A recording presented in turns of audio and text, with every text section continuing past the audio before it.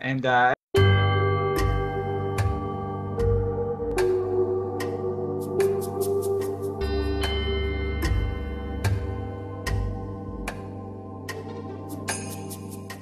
as they're kind of going, he's like, so my thinking is, if there's this volcano, we might be able to find some books on geology dating back to whenever it was that the Thela Mount was last active. That should give us a good time frame for when the Shard was active, and we might be able to find something on him if we can try to place lore or events from around that time frame as well, depending on how far back the library goes. And I sigh, and I say, yes, that's good thinking. It's good thinking. Was there any other events? The volcano is obviously one that sticks out in my mind. Anything else that he has mentioned that we can tie to historical time period or region? And that's kind of a question for like Chris too. That's up to you guys. There's certain things Lincoln has said, and I don't know if it was on camera, so I don't want to like. I think he mentioned giants, but I'm not entirely sure. Okay, that's what I thought too. Was that you mentioned a giant? So, is there a? Okay, what do I know about giants? First of all, they're extinct now. They're not extinct. They're not extinct. They're around. They're uncommon. They're typically holed up in a couple of different places on the continent. But So Didn't we meet a half giant? you met Okay. a Goliath. Oh, okay. So region specific, racist. somewhat, Chris, right? Yes. So maybe we can work to start to cross-reference a volcano, maybe near where a giant is. Perhaps those time periods don't even overlap, but it gives us a little more information to look for. And Tissan's like, I agree. I don't know how much we know or how much I care about this Shard individual long term, but if he's active and moving around, this may be something that we have to tackle later. I'm always one for finding the most information we can about friends and enemies alike, so I'm in. You guys see looming on the horizon, almost impossible to miss from your current line here, the Well Red. And from the outside now, as you're standing outside the building, it looks like it's multiple stories, and yet there don't appear to be multiple floors. It is a tall building. It looks like it would be 2 or 3 stories tall, and yet you don't see any like windows that would designate floors from the outside or any sort of demarcations that would indicate that it's, you know, multiple stories. The outside is relatively unassuming. Unlike a lot of the other buildings, in particular at the Duchess's place and some of the businesses in this area, this doesn't look like it's been decorated on the outside for any discernible reason. It's more for utility. It's a nice building. It's well kept, but there's not. It's like there's been some vines and flowers and other things that have been adorned in various places. None of that here. You guys go ahead inside. Yeah, I'm gonna grab. I'm just gonna kind of like grab Tessian's like arm, you know, and just say, "When you're ready to talk, I'm here. I just want to reinforce the idea that I'm only here because you're an important part of this group. And I think you're going to be important to our success. And so if there's something that I can do to help facilitate that, I want to give it a try." And I start to kind of like open the door. Tessian lets him open the door. He's All right. not really sure where else he's going to go with this. So, On the inside, you see why this building is the size that it is. It's sort of like a extreme version of the Beauty and the Beast library, where these are books that go up 4 miles or 30 feet, because that's how tall the building is. But we're talking shelves upon shelves upon shelves stacked up to the ceiling. Like, there are a smattering of ladders that are on wheels that you can see a couple of people using. I'm not sure if they're employees or customers or whatever, but patrons. They have like a number of these ladders scattered about for help with people that help get to these higher level books, because there's so many of them that many of them are not accessible from the floor. At the front desk, you actually see pretty quickly, and Tessian, this kind of piques your interest more than Isaac, although it's a bit off-putting for both of you. There is a tabaxi at the front desk. Has a leopard-esque exterior, light brown fur. green eyes with a slit pupil, distinctive spots on at least what you could see of the skin or fur of what appears to be at least a female form's exterior. And she is currently flipping through a couple of tomes at the desk as you guys enter the area. Tessine approaches the desk, and it's just like, this is amazing, this place. So many books. Excuse me, could you point us in a particular direction? And she kind of looks up at the two of you for a moment, and she goes, a man of discerning taste. I like the light in your eyes. Sometimes people come here and they seem bored by the place, but you understand why books are important. And even Tessa's like, bored? My word, if my fiancée was here, she would... But anyway, we're looking for a particular set of books. Just so you know, when you say fiancé, I give you a little side eye. No, side eye's the wrong phrase. Just, I look Front at you. eye. Yeah. Okay. She says, well, I know this place pretty well. Hopefully I can be of assistance. What are you looking for? And Tessa's like, well, we're looking for information on volcanic activity. Specifically, the last time that the Thalamount might have been active here in Aramea, or maybe just periods that it was. She kind of thinks about it for a minute, and she goes to a cabinet kind of behind her in the chair that she was sitting in, flips through it for a moment, like, fingers her way through some of the files. And she says, well, we have some research material on that. I even actually know a bit of Erebonian history myself. I could tell you that if that was still active, it would probably have to be 150 years ago at least. It's been quite some time. I hear stories about the fact that there used to be volcanic activity there, but as far as I know, no one with my people's lifespan has ever seen it. Tessa's like, well, we're looking for just time frames so we can try to cross-reference a few myths. We're trying to track down a particular artifact, actually, and we believe that it might have been used during one of these periods.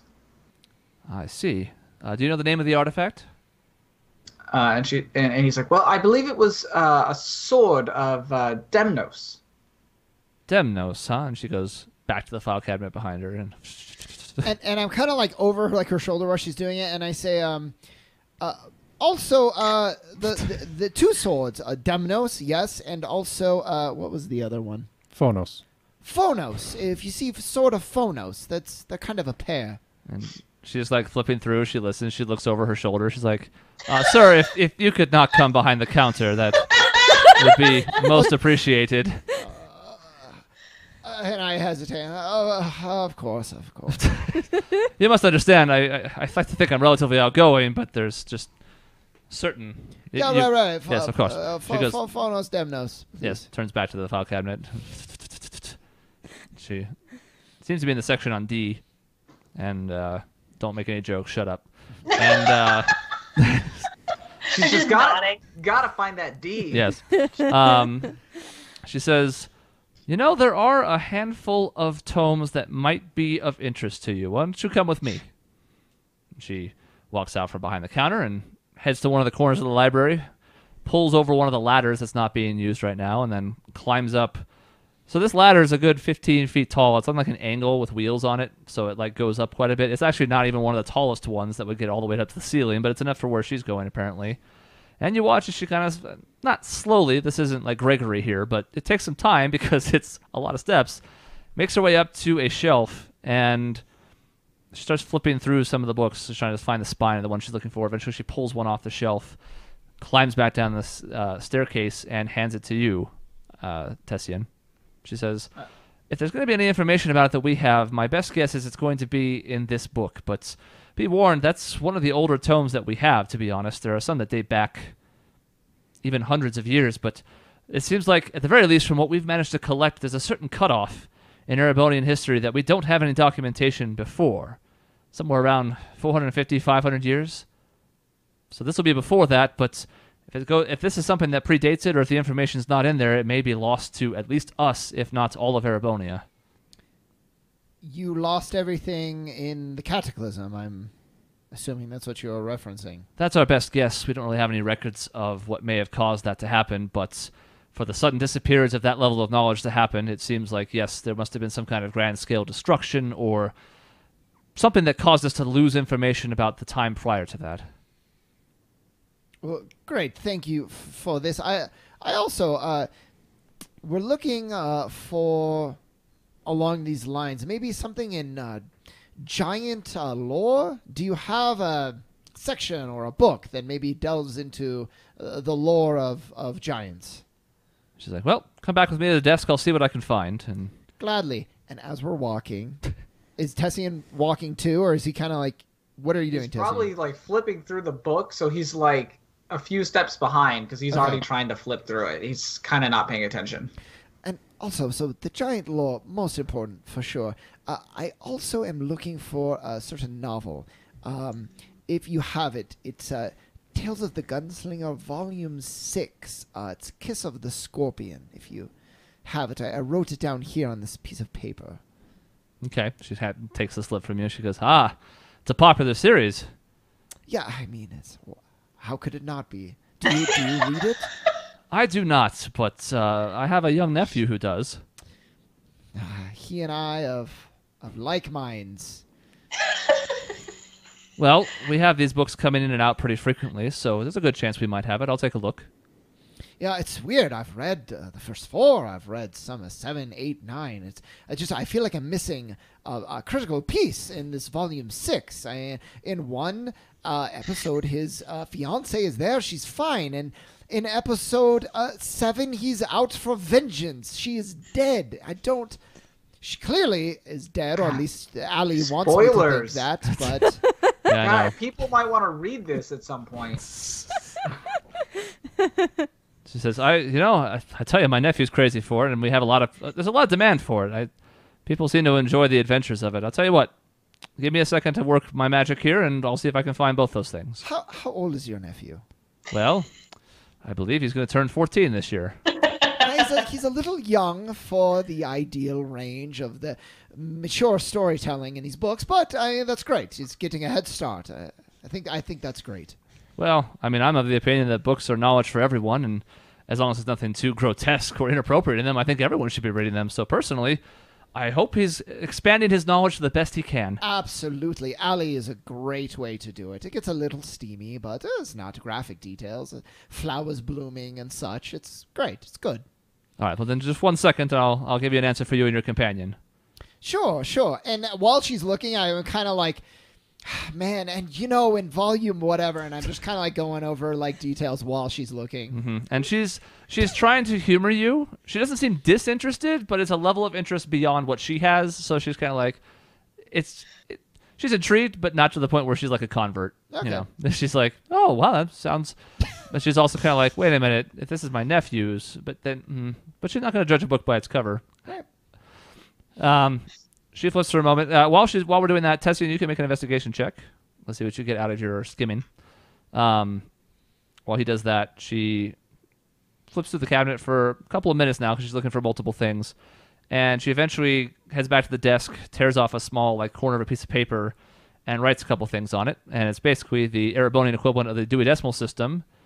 And it's directions to 2 different books, one of which is Tales of the Gunslinger 6, The Hunter Becomes the Hunted, and one of which is apparently going to be the book that you're looking for at least some information about giants. She hands the paper to you, and she goes, well, this is about what we have on giant history. Unfortunately, there's not a lot of written documentation of it because, well, I hate to be stereotypical, but the giants are not especially bright. Most of them are not capable of transmitting history in that way. It's more of an oral tradition passed down, but this might be the best that we have to offer for information. And then you'll find that we do have a version of the 6th copy in that series available to you right now. Excellent. Oh, my heart is pounding. Well, I'm glad you enjoy it. Again, I just enjoy seeing people come in here and light up when they see books. So if you need anything else, please don't hesitate to let me know. Okay, well, I'm going to go for the lore first. Interesting. Okay, that's fine. I have to. What's the result, Tessian? 18. 18. You get some information about this, and you're not entirely sure how much of this is folklore and how much of it's real, but what you're gleaning from the book is that a lot of the details that the shard gave you check out. You see information about a sword that was cleaved in two and creating two gods named Eleanor and Shadax. You see the idea of creation and destruction that are inherently both opposed and inextricably linked, and like this never-ending cycle of sorts. You see the names Phonos and Demnos both come up, one for each of the gods that they were belonged to. You see that they had a loving relationship at one point, and then a trickster god was jealous about their love and tricked them basically with disguises as each other into a duel. And essentially Eleanor ended up killing Shadax with his help, and then he had her to himself. So that was pretty cool. It was an agreed upon duel, which strikes your fancy as being vaguely familiar. And when the swords clashed, there was basically a catastrophe that befell all the gods, and the shards rained down across the plains, and they do have some kind of like magnetic call to each other of some sort. It's light on specific details, but broad on concepts that do seem to match the picture painted by the Shard in his time as your companion. Okay. Any references to like, past times that these shards have ever popped up again? Like, is this a thing that people have been like, oh, and so was there's a wanderer who claimed to be this or that, or false prophets or anything like that, or anything? There is not. In fact, there is a pretty specific lack of dates to it, both in the construction of the narrative to that point and the postscript part, essentially what would have happened next. The story essentially cuts off, as far as it's documented, at the point at which the shards come down to the plains. So the book does not seem to have any information as far as like how many or where or why or when, but it's more of like the origin story to it. And it is a pretty old tome. Okay. It's been well preserved. Are there any other gods or anything mentioned other than the two and their two swords, or is this pretty much just dedicated to them? It's essentially, especially the parts that stick out as far as being related to Demnos, that's essentially the breadth of what's covered by it. Okay. That's good. I mean, he feels like he's gotten at least some clarification, so... Isaac, you're able to find the tome. It does require one of the shorter ladders. It's up on like the 9th shelf up, so you needed something to be able to reach it. But you're able to find the tome as specified. You're also able to find the Tales of the Gunslinger book with relative ease. It's exactly where she's located. She seems to be pretty thorough about her documentation of the things in this place. Are you going to flip through that book as well? I'm going to flip through the lore, yeah. Okay. Make an investigation check. I critted. Okay. You memorized the book from cover to cover. Also, I just know that somewhere Karash is like sad for some reason, and he doesn't know why. Like he just feels in his gut a little bit like, why? Somewhere literacy is happening without me. The gist of Giants that the history of that book presents, that you're able to get a pretty good grasp of, even skimming it quickly, you're able to get a pretty comprehensive look at it. They have largely kept to themselves. They have largely been shunned by the greater populace in Aramea, even when it was earlier in its development and there were not as many places built up for people to gather together in like cities and villages and the like. They have primarily been found on the southwestern part of the continent. They have had very little interaction with towns, especially since the spread of technology in the last 60 to 70 years. Something about that appears to be especially off-putting to them, and so their interactions with human have been even more limited than they were before, especially ever since both the time leading up to the War of Calamity and after, especially.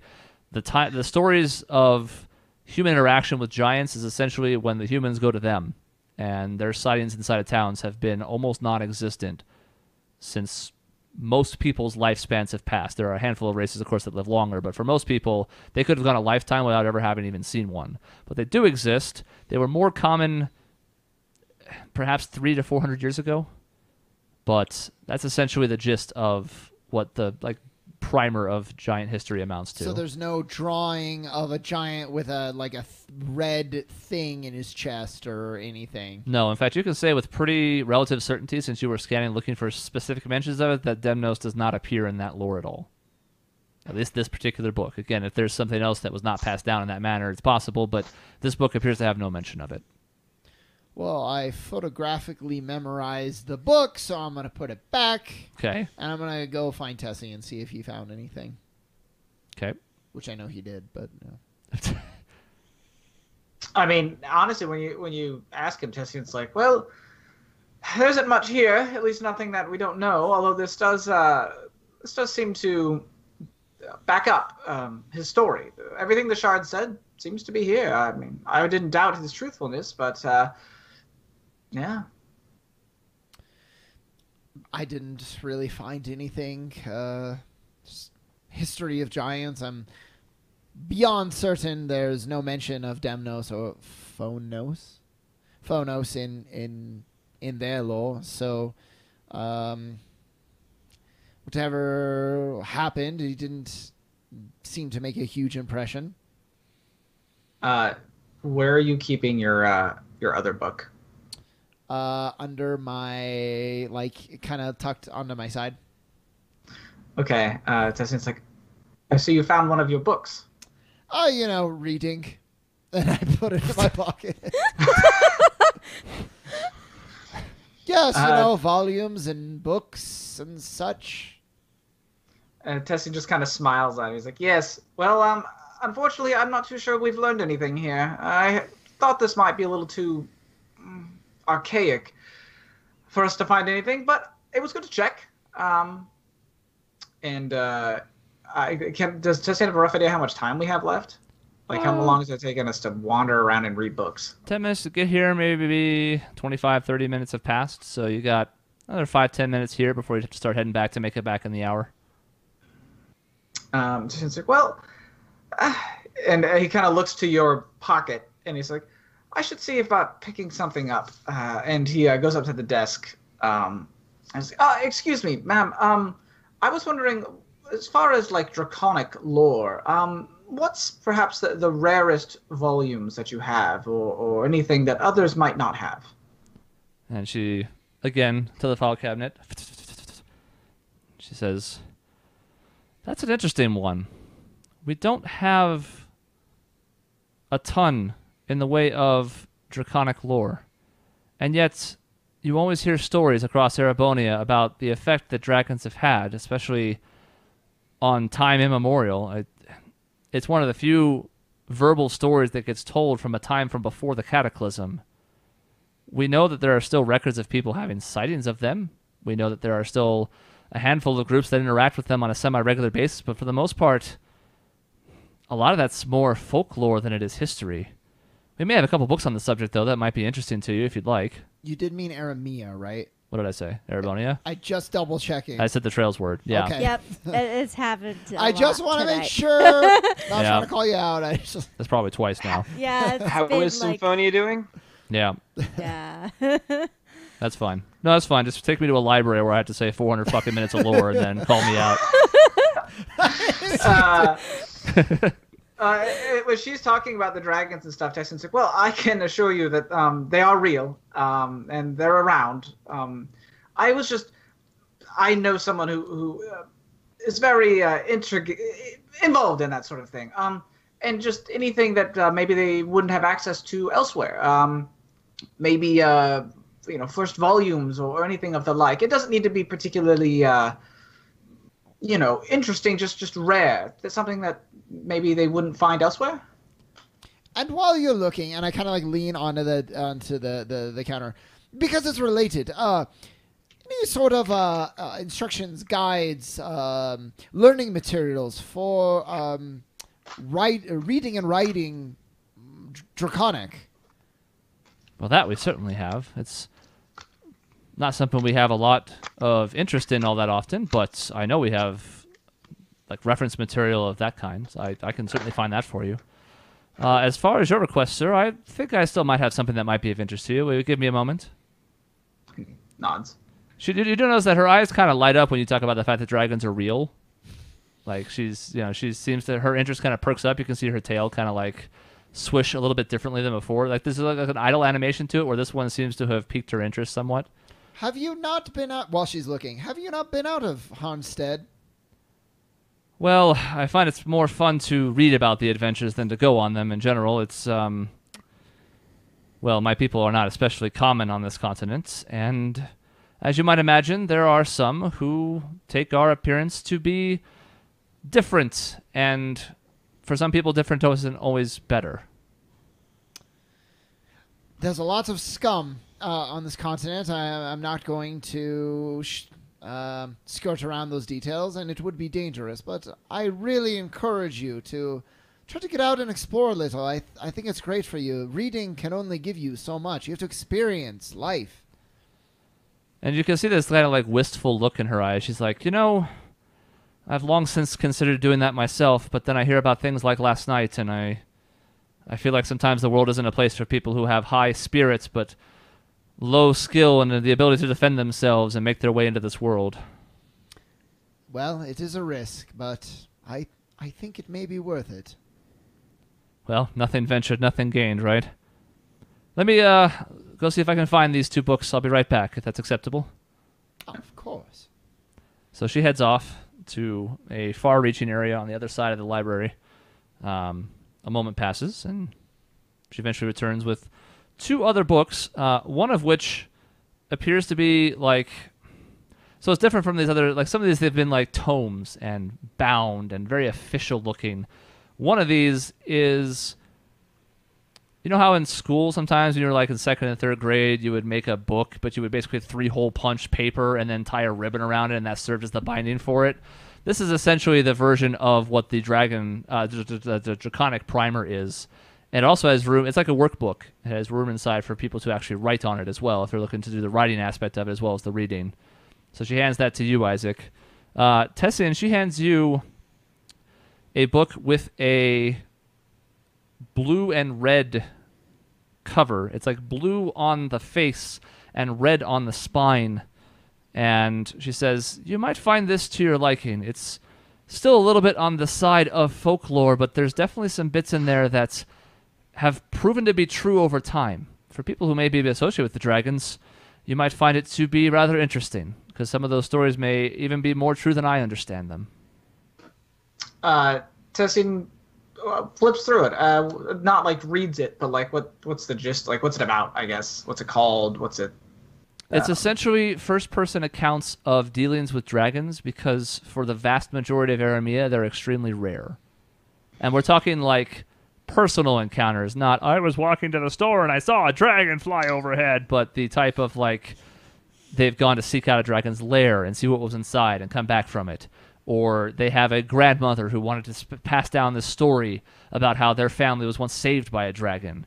Or there's one where there's a family that was attacked by a dragon instead, and only a few of them managed to get out with their lives. It's all first-person accounts of a humanity, for lack of a better term, dealing with dragons over the years. Tessin seems legitimately kind of excited about this. He's like, this is exactly what I'm looking for, actually.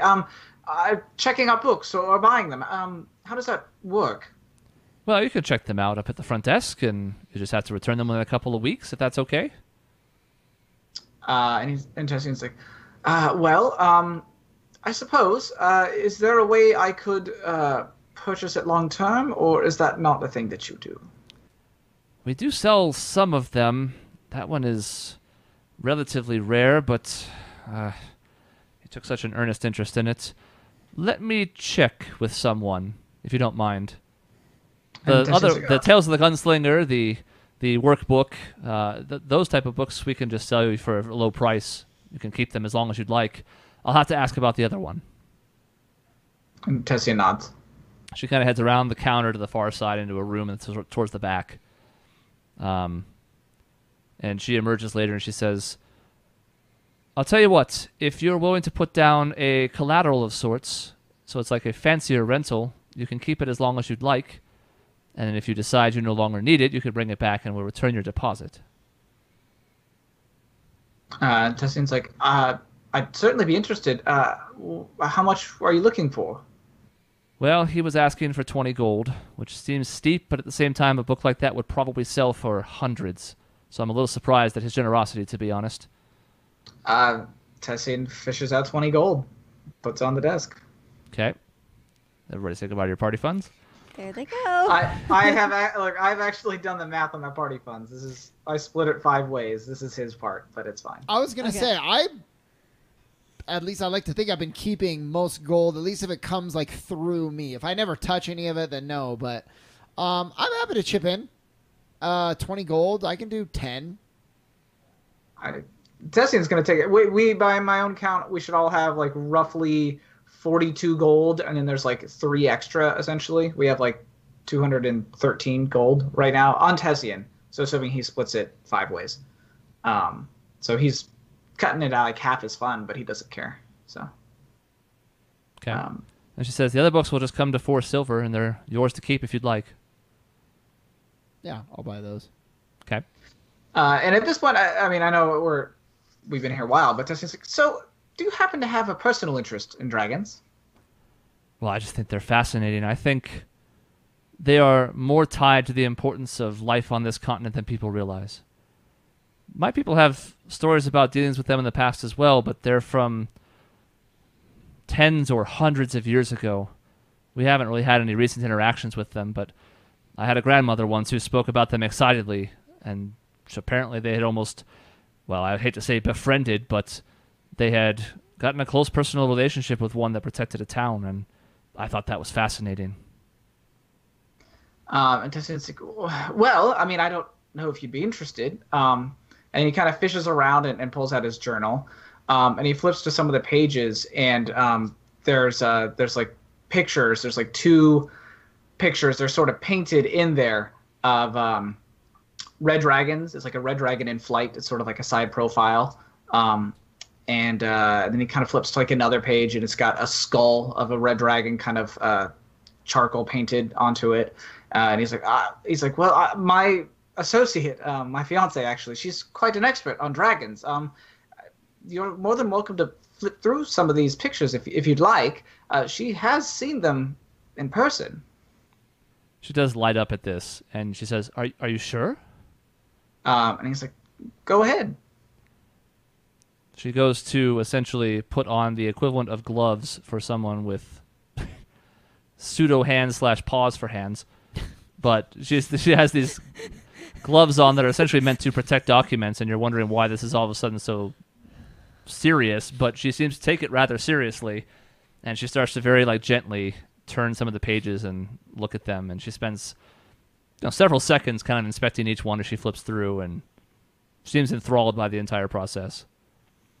Let's see, I'm trying to think of all the ones that are in there. So there's one of like a draconian drake. There's, let's see, the one with the two pictures of the red dragon. There's a red dragon skull. There are some small sort of pseudo dragons in there that also has a picture painted onto it of a wyvern. There's one of a woman. I mean, I'm assuming Isaac's there. She has a small drake on her shoulder. And I think that's about it. I think that's all the dragon types of. Tessin even shows her the sketch he did of Lena's dragon form. That's also technically a dragon. Mm-hmm. So, yeah. Between that one and the other pseudo dragon, she kind of points them out as she's flipping through. Like, she seems most excited by the larger ones, like the red dragon. Like, that's the wow. Like, look at that. But she says, I thought I saw one of these once.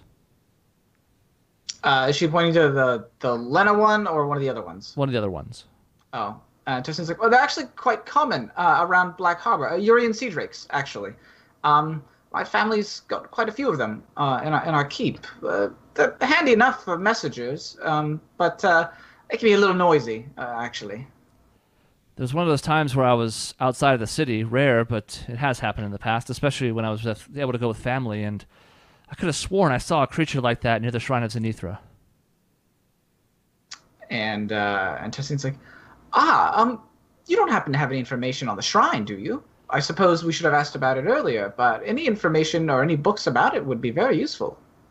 Well, I can't say anything about it myself. We went past the path that goes to it a couple of times, but there's some sort of magical barrier that protects it. It doesn't seem like you can get close to it. And the creature headed in that direction, and unfortunately I couldn't get a good look at it either, but it seems like the shrine is essentially there for some purpose, but it doesn't seem to allow entrance to people who are not meant to be there. It's like, interesting. You wouldn't happen to have any books on, say, elven traditions, maybe from the Sowenwood, perchance? We don't, unfortunately. I wish we had more about the Sowenwood, but they seem to keep to themselves pretty frequently. And unfortunately, anybody who's written about the shrine in the area does not seem to have been able to get access to it. So it's a subject that I don't remember reading a whole lot about in any of the books that I've read when I flipped through places here. And Tessin's like, well, who knows? Maybe someone will be able to venture there and get back with more information. Well, I can certainly keep an ear to the ground and see what I can find out. And Tessin's like, of course. I mean, any information would be appreciated, of course. Certainly. Well, is that all you guys need? Yes, I have one more thing to run by you. I don't know why. I just have this this urge. What is the mailing address of this library? Because it occurs to me we are traveling in our group. We're out and about. We're seeing new things frequently all across the land, and it would be no bother to write some letters, some correspondence, send it your way, give you kind of a window into the world around you, and if you read them and it inspires you to travel yourself, well, then great. And if not, then at least you're getting some sort of window into what's happening. She tears off another corner of that paper that she was using before and writes an address on it. I don't know what it is. I'm not going to make one up on the spot, but it Chris. gives you... Yeah, I know. 1801 South Ragna Boulevard. And she also has written her name on it. It's Momo. Aw.